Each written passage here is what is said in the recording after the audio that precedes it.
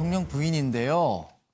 이런 문자를 받는다면 여러분은 어떤 반응을 보일까요? 4억 5천 뜯긴 전 광주시장. 저희가 이해를 돕기 위해서 자료를 좀 준비했습니다.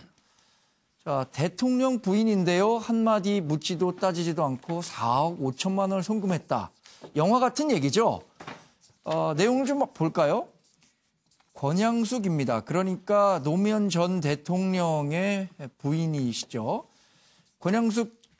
권양숙입니다라는 메시지를 보내면서 사업 관계가 좀 어렵게 돼서 급전이 좀 필요하다는 요지의 메시지를 보냈습니다. 근데 전 광주시장이죠. 윤장현 광주시장이 그 메시지를 보고 정말 영부인인 줄 알고 굉장히 큰 돈입니다. 4억 5천만 원을 4차례에 걸쳐서 보냈습니다. 참 기가 막힌 사건이죠. 저는 쉽게 좀 이해하기는 어려웠습니다만 관련한 자료 화면 보시고 저희 얘기를 이어가도록 하겠습니다. 문재인 대통령은 22일 대통령과 그 친인척 청와대 고위 인사를 사칭해서 사람들로부터 돈을 가로채는 범죄가 잇따라 발생하고 있다는 보고를 받고는 그 사례들을 국민들에게 소상히 알리라고 지시했습니다.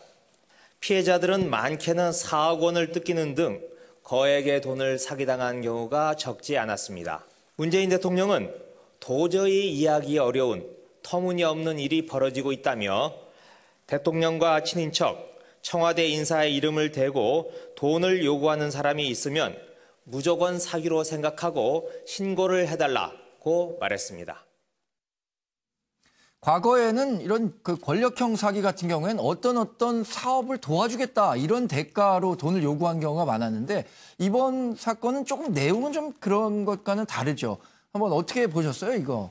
그냥 에피소드, 그냥 해프닝입니까? 저는 사실 좀 납득이 안 되는 사건인데요. 네. 그러니까 40대 여성이 붙잡혔다고 얘기하잖아요. 네. 근데 이제 그 보이스피싱을 통해 가지고 돈을 사기친 금액도 사실은 상상을 초월하는 금액이고 또 한 가지는 그 시기도 말입니다. 작년 12월 달부터 시작해서 4차례를 줬다는 거예요, 돈을요. 네. 그래서 이제 시장님, 윤장현 전 시장이 재산 신고를 해보니까는 한 작년에는 9억 7천이었는데 올해는 한 8억 2천으로 떨어졌다는 거 아니에요? 네. 그러면서 만으로 부인이 갖고 있던 전세권 2억 3천이 통째로 날아갔다고 얘기를 하는데 시기가 언제겠어요, 저게? 그러니까 단체장 입장에서 보면 저는 그 공천원금이라고 얘기하는 게 아니고 뭔가 나한테 공천에 도움을 줄 수 있는 사람이다라는 생각을 가질 만한 시기에 그런 시도지사를 상대로 해서 보이스피싱을 한 거예요. 그러니까 이 검거된 범인이 굉장히 영악하고 정치를 잘하는 사람이죠. 과거에 민주당 선거운동 활동을 했었다는 자료도 저희가 한번 봤습니다. 예. 그래서 그때 당시에 지자체장들의 핸드폰 번호를 입수했기 때문에 그거를 데이터베이스로 이용해서 이제 이런 일이 벌어졌었죠. 더더군다나 금액을 요구하는 수준도 아마 오히려 몇백만 원 얘기했으면 안 통했을 거예요. 외독식 얘기를 한 거죠. 그래서 아마 그런 뉘앙스를 흘렸을 가능성도 있어요. 그래서 요즘에는 정말 이 보이스피싱이요. 이 모바일에다가 앱을 깔면 내가 통화하는 것을 해킹해가지고 자기들이 전화하는 걸 지정하는 대로 갈 수 있도록 만들거든요. 아주 뭐 맞춤형 그 보이스피싱이 일어나는 거죠. 그러니까. 근데 하여간 그 윤장현 전 시장님께서는 그거를 사기를 당하는 것도 이해가 안 되지만 저 많은 금액을 저렇게 과감하게 어떻든 권 여사인지 알고 보낸 거 아니에요? 좀 이해가 안 갑니다. 그런데 우리 강기정 의원께서는 지역구가 그때 광주셨고 또 윤장현 전 시장과는 또 각별한 인연이 있을 것 같아서 이해가 좀 많을 것 같습니다. 이 윤 전 시장에 대해서. 그래서 어떻게 보셨어요? 우선 지금 윤장현 시장님만 갖는 어떤 캐릭터가 있습니다. 과거 시민운동하고 병원 하면서 안과 운영했는데요. 그 많은 후배들이나 시민운동가들에게 이렇게 한 푼씩 용돈 하라고 집어준 적도 많고 이런 마음을 평소에 갖고 있는 분입니다. 저 사건을 제가 10월 중순경에 저 이야기를 들었는데요. 10월 중순이요? 그때 들은 이야기가 본인이 카카오톡 통화도 다 했다는 거예요. 권양숙 여사와. 그러니까 맞더란 겁니다. 애처롭게 부탁을 하는데 안 도와줄 수 있냐 이런 취지였고요. 사실은 윤장현 시장뿐만 아니라 5명의 지자체 전남 쪽의 단체장들한테 다 지금 저 요구를 했는데 4명은 싹 거절하고 뭐 이상했든지 뭐 마음이 어쨌든지 그리고 윤장현 시장만 딱 걸린 건데 네. 매우 정말 그 안타까운 일이죠. 예, 예. 그런데 마음이 따뜻한 분이라고 답변을 주셨는데 그러면 저도- 지금 속 아파 죽을 건데 본인도 네. 예, 예. 저도 마음 굉장히 따뜻한데 4억 5천만 원이라는 거액은 아니 사실 근데 쉽게 저건 갚는 사기 거- 친 사람이 나쁘지 사기 당한 그렇죠. 사람은 네, 조금 물론. 바보이지 사실은 나쁜 사람은 아니거든요. 네. 네. 아니 근데 저는 뭐 윤장현 시장께서 마음이 따뜻하다고 하더라도 자기 재산의 반 정도를 저렇게 선뜻 내놓을 수 있을까? 네. 뭐 그 부분에 대해서는 저는 합리적으로 좀 이 납득이 되지 않아요. 예. 저는 뭐 지푸라기라도 잡는 심정이라는 표현을 썼는데 네. 윤장현 시장이 전 시장이 2014년도에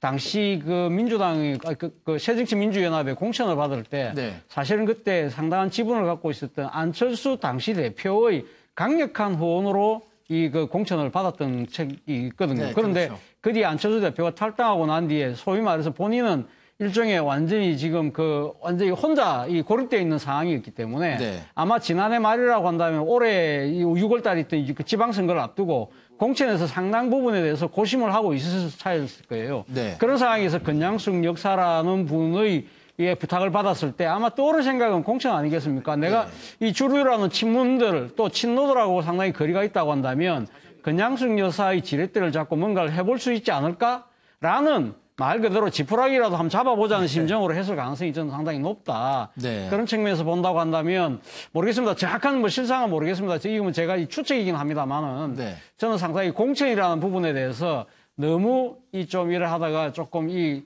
생각에 판단에 네. 큰 착오가 생긴 것이 아닐까 하는 생각을 해봅니다. 네. 제가 수사를 하는 경찰이라면은 4억 5천이라는 거금을 어떻게 마련했겠느냐 이런 부분들을 한번 좀 물어볼 것 같습니다.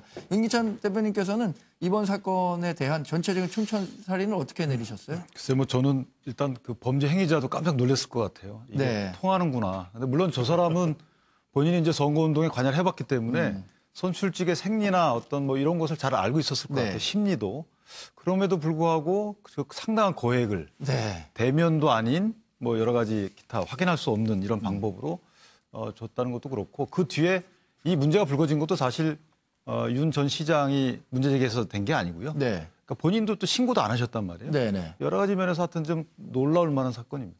전 추가로 또 궁금한 거는 4억 5천만 원이라는 돈을 송금을 했잖아요. 일단 계좌가 이체가 되면 그 돈을 찾기는 굉장히 어렵잖아요.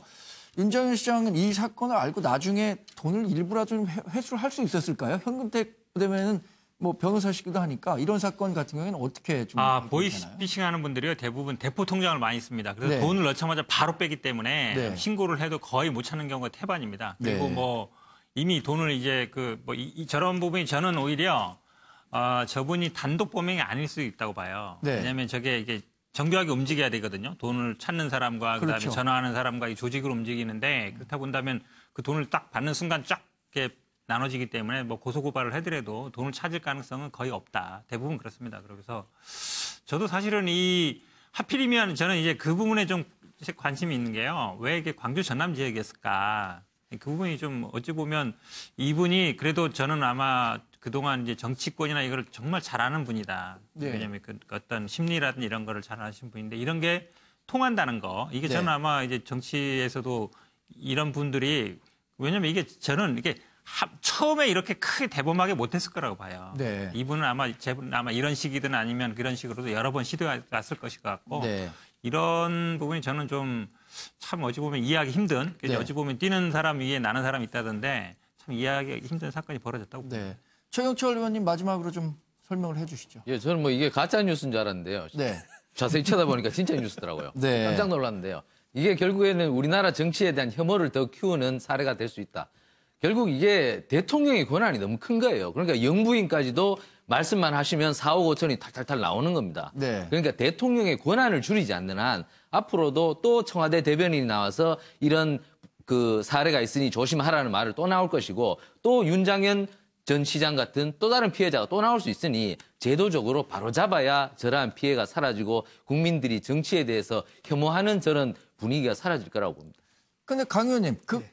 기존의 권력 사칭형 범죄와는 이번엔 조금 내용은 달랐던 거잖아요. 전 그렇게 봤는데요. 이제 과거에는 뭐 청와대 비자금을 바꿔주겠다 네. 해서 가짜로 사진을 찍어서 금덩어리를 찍어서 뭐 돈을 요구한다거나 같은 교인끼리 이런 경우가 최근에도 비일비재했습니다. 근데 이 경우는 이제 뭐 아까 영근택 변호사께서 말씀해 줬습니다만은 그 광주 전남의 선거에 공천을 받기 위한 사람들의 심리를 예. 적절히 잘 이용하면서 또 선거 앞두고 돈도 좀 있을 것도 같고 네. 이런 걸 아무튼 이 사기꾼이 상당히 그러니까 사기를 잘 친 겁니다. 네. 세상에는 사기를 당하는 사람이 있으니까 사기를 친다 또 이렇게 이야기를 하더라고요. 네. 그런데 그런 말도 있더라고요. 사기를 치는 사람도 나쁜 사람이지만 사기를 당하는 사람도 그 심리에는 상당히 어떤 다른 욕심들이 반영이 되기 때문에 여하튼 사기를 치는 사람이 있어서는 안 되겠지만 사기를 당하는 사람도 없어야겠습니다. 오늘 아침 반짝 추위가 있었죠. 미처 겨울 외투를 꺼내지 않으셔서 추위에 고생하셨던 분들도 많았을 텐데요. 이번 주말에는 눈 소식도 있습니다. 차량 안전 운행에 더 많이 신경 써주시고요. 몸과 마음 모두 따뜻한 주말 보내시기 바랍니다. MBN 뉴스와이드는 여기까지입니다. 이어서 대한민국 대표 앵커 김주현 앵커가 진행하는 MBN 뉴스팔이 방송됩니다. 시청해주신 여러분 감사드리고 또 사랑합니다.